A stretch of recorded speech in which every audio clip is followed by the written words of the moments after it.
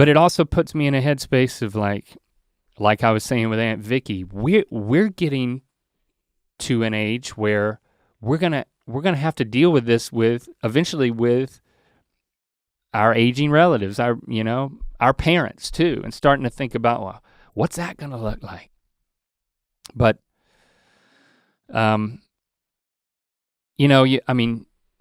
especially as an only child, I feel like, okay, it's gonna be on me.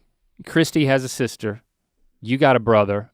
It doesn't, maybe in some ways it might complicate things, but do you think about that?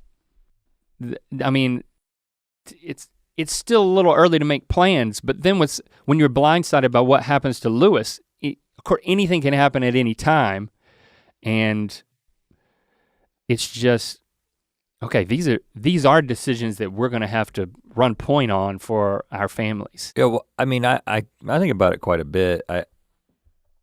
I would say over the past few years, I would say that for me, part of it was, my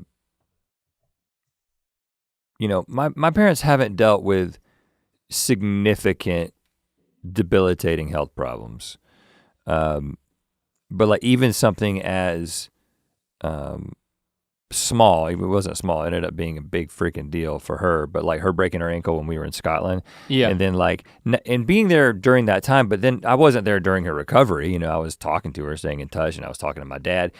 And like he was transitioning into retiring, which actually literally like 2 weeks or so before we got to North Carolina, he had taken his keys to Campbell. Oh, really? To the law school for the last time, because he was doing some sort of like part-time stuff. So he's literally like fully transitioned into retirement.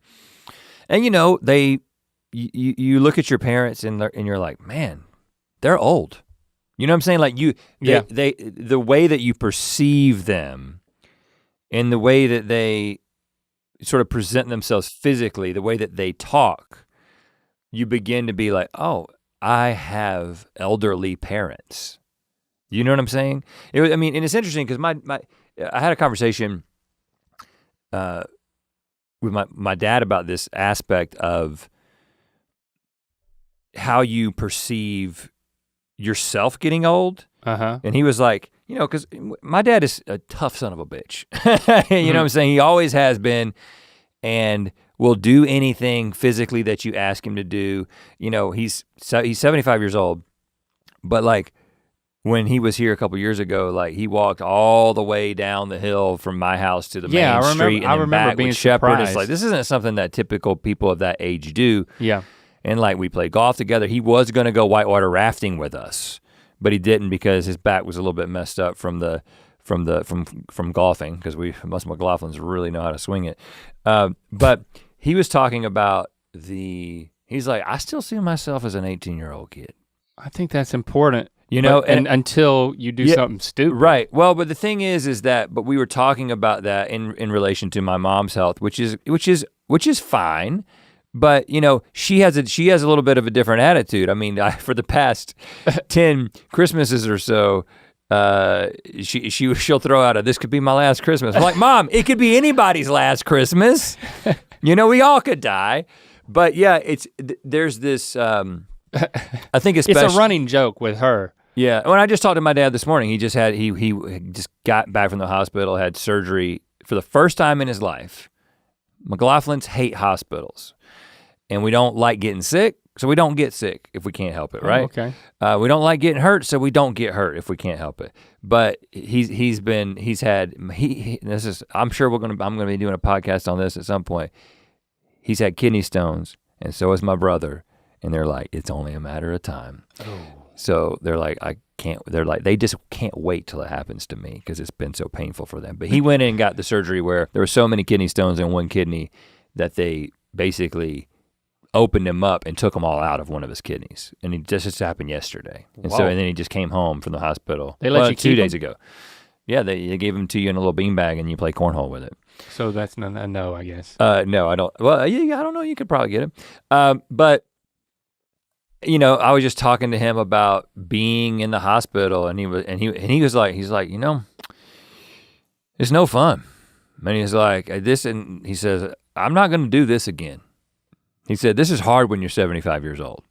You know? So I think that there's been a number of things in the past few years that it begins to register that you're like, okay, these people are not gonna be around forever. And when you get to that stage in life, sometimes things happen, like what happened with Lewis, that suddenly your existence and the relationships that you have with everybody else changes dramatically. Like your mom's lifestyle has changed dramatically. Yeah. You know, my parents haven't experienced that.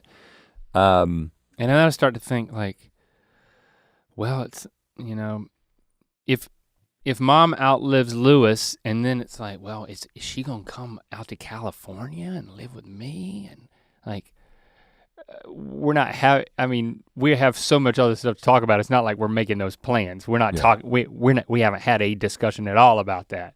But it's like, I start to think about things like that. It's like, well, you know, but for older relatives, like I know for your mama Nell, she was in a nursing home that like your parents could visit, and like I even visited mama Nell a couple of times. Yeah. Like she seemed all right in there. Well, she liked to watch television.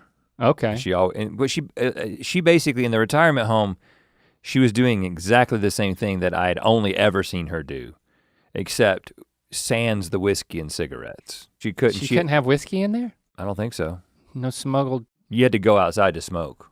Yeah. But in her house, she would sit in her chair and smoke cigarettes and drink whiskey and watch television. And in the retirement home, she would just watch television. So it probably wasn't as fun. But no, yeah, and you know, that was a long time ago, and I don't remember it well. I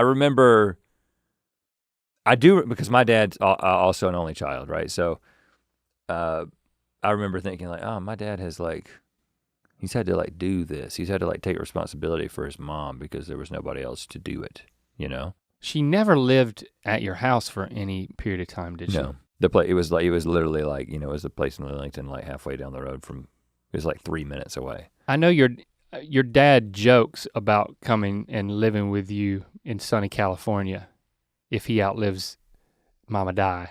Yeah, and he's only half joking.